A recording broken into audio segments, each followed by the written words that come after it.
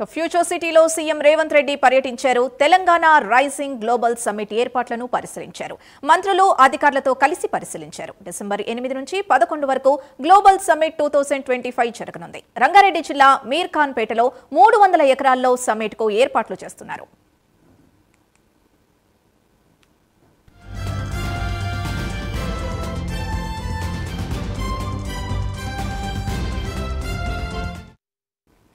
ఇదే అంశానికి సంబంధించి పూర్తి డీటెయిల్స్ మా కరెస్పాండెంట్ చందు అందిస్తారు. చందు, అక్కడ ప్రస్తుతం సమిట్ కి సంబంధించి ఎలాంటి ఏర్పాట్లు జరుగుతున్నాయి?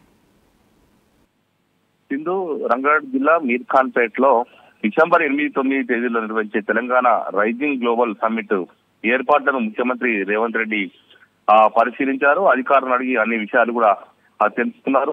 ఘనంగా ఏర్పాట్లు చేయాలని కూడా అధికారులను ఆదేశించారు. ఫ్యూచర్ సిటీ ఏరియాలో నిర్వహించే 2 రోజుల వేడుకలను 2 నెలల విజయోత్సవాలుగా నిర్వహించాలని కూడా సీఎం సూచించారు.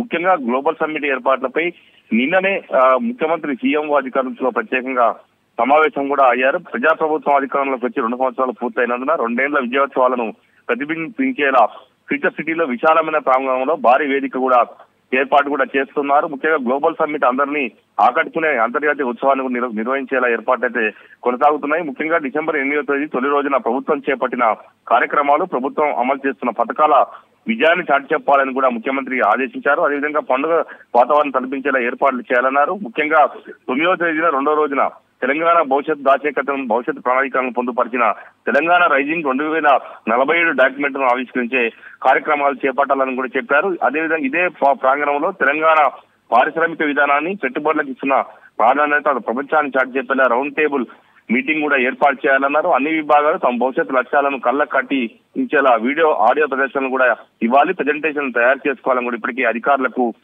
సూచించారు. ముఖ్యంగా దేశ విదేశాలకు చెందినటువంటి ప్రముఖులు, అన్ని రంగాల్లో పేరొందినటువంటి పారిశ్రామికవేత్తలను ప్రత్యేకంగా ఆహ్వానించాలని కూడా ఇప్పటికీ అధికారులను ఆదేశించారు. వచ్చేటువంటి అతిథులకు తగిన వసతి సదుపాయాలతో పాటు అత్యున్నత భద్రత కల్పించాలని కూడా సీఎం పోలీసులను ఆదేశించారు.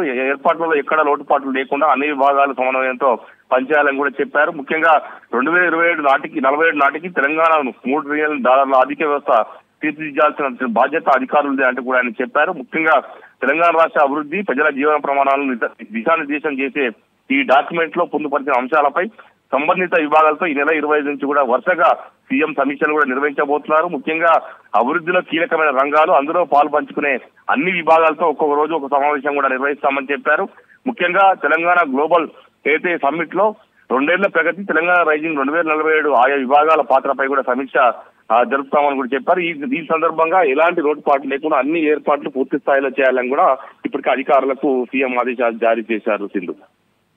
థాంక్యూ చందు.